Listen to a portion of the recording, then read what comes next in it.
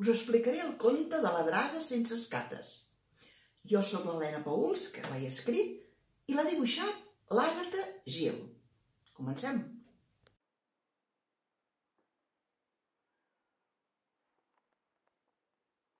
Aquesta història va passar en un poble tranquil, on hi havia un estany màgic i no ho sabia ningú. Al poble ningú llegia un sol llibre de contes, ni cap novel·la, ni cap poesia, ni una ratlla de teatre. Un diumenge, a l'hora del vermut, va arribar al poble una draga, gran com un camió.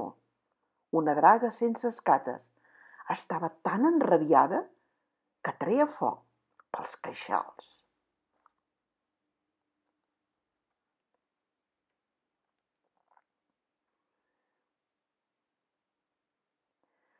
La draga es va plantar al mig de la plaça i va dir que si no li solucionaven el problema es menjaria un nen o una nena cada dia, fins que no en quedés cap.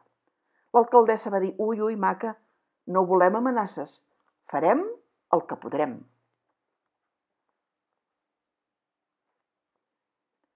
Grans i petits es van reunir en assemblea.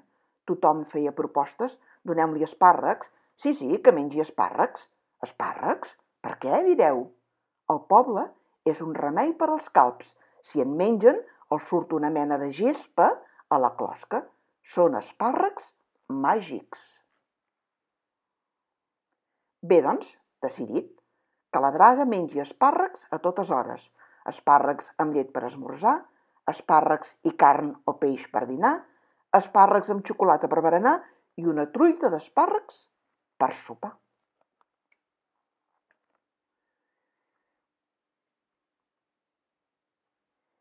I sí, la draga obedient, vinga a menjar espàrrecs. Va fer amistat amb les persones que li portaven els espàrrecs i s'explicaven contes, perquè la draga llegia molt. Era lectora d'honor del Club Dragolí de lectura. Però d'escates, ni una.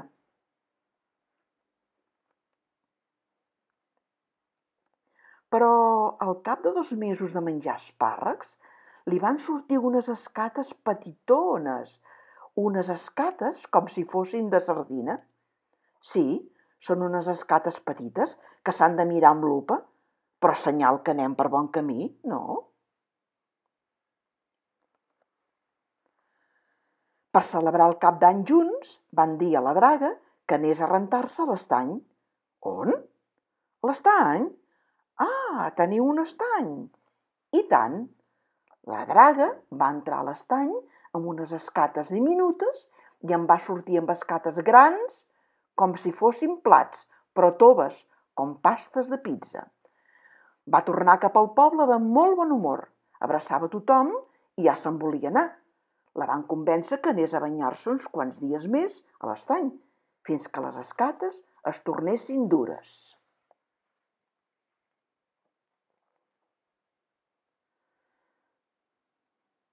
El dia de Sant Jordi, la draga ja tenia unes escates dures i lluents. Van fer una gran parada de llibres i tothom va ballar amb la draga. Van fer una xocolatada i van tirar coets. I tot hauria acabat la mar de bé, si no fos que...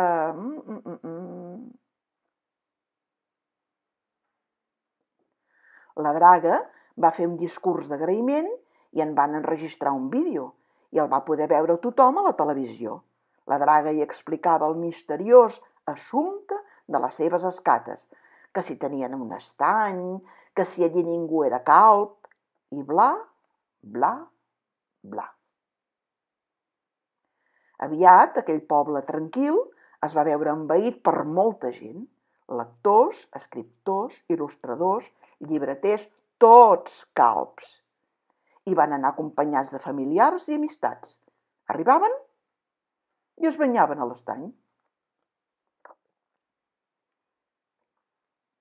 I mentre esperaven que els sortís gespa del cap, contents com unes pasqües, recitaven poesies, explicaven contes, feien teatre.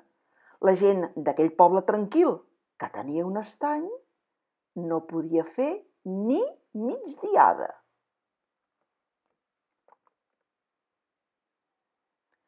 Tothom al poble voldria que la draga els visités més sovint, però ai, té feina visitant escoles i biblioteques. Un dia d'aquests, la draga visitarà els seus amics acompanyada d'uns quants dragolins del Club Dragolí de Lectura. I aquell poble tranquil que té un estany estrenarà una draga de cartró. Ja acaben de pintar-la. S'assembla bastant a la draga, sí o no? Uau, quina festassa que es prepara! Oh!